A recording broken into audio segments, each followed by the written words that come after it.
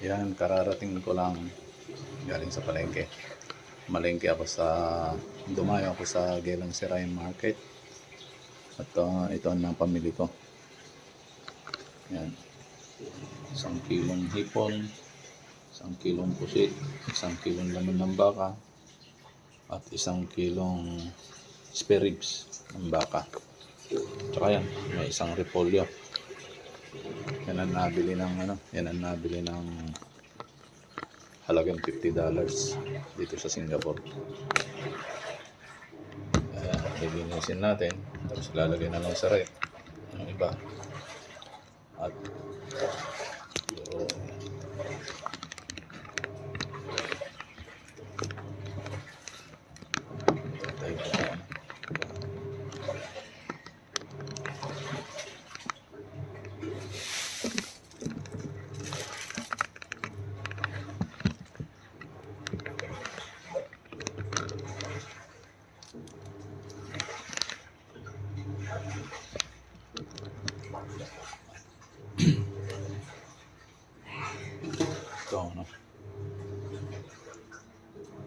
ilalaga ko to, spare ribs.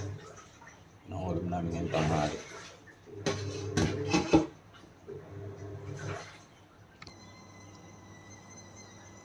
Nalinisan ko na yung pusit.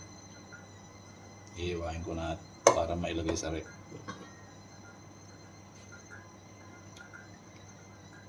Parang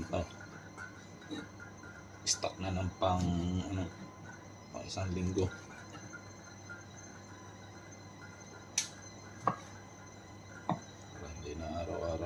Hindi na araw-araw naman malengke pa.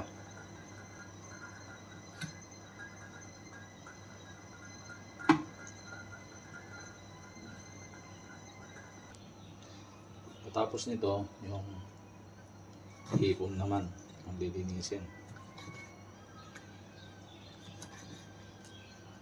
Bago ilagay sa rep, para pagka magluluto, malinis na lahat.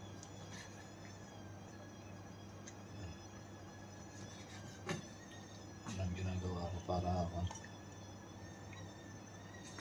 kaysa ilalagay sa rep na hindi pa malinis. Kailangan magluto, lilinisin mo pa ulit. Minsanan na lang.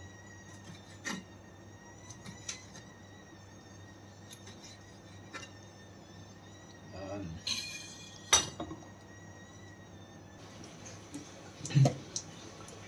Ito naman hipon lilinisin natin.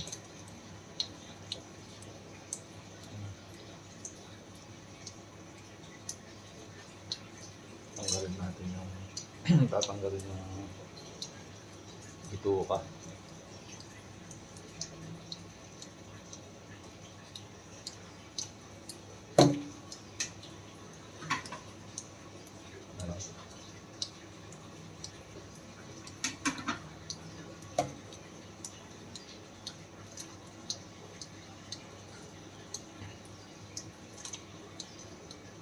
Bali pang 1 linggo ng pang 1 linggong stock para hindi na araw-araw naman malengke.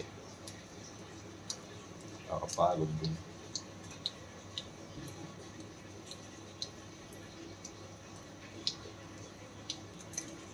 Tapos sa susunod na day off, ganun ulit, palengke ulit.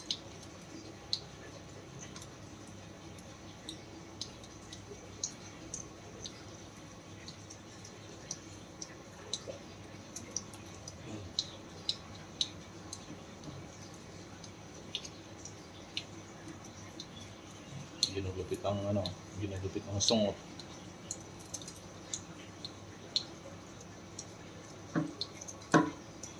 Tapos yung likod para matanggal yung bitukan niya, malinis.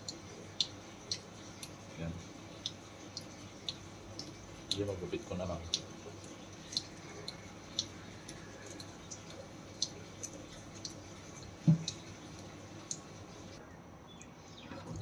Ayan o.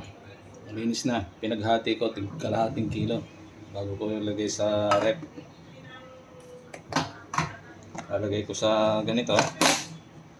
Magkahiwalay na para pag nagluto, na lang, sa isa na lang. Lahat kalahating kilo. O, isang container. Magsasayang naman ako. Tapos nito. Ito, repolyo na lalagay ko sa nilaga kong ano. Buto-buto, spare ribs. Walang ano, pechay sana. Walang mabiling pechay. Walang tinda. Pero dinali ng bagyo yung tanim nilang pechay. Kaya wala. Repolyo na lang. Okay na to. Repolyo. Gamot sa ano, gamot sa arthritis.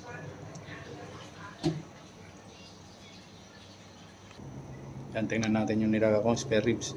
Yan. Medyo matigas pa siguro yan. Kalahating oras pa siguro. Okay na yan. Naka-ready naman na. Pati yung repolyo at saka yan.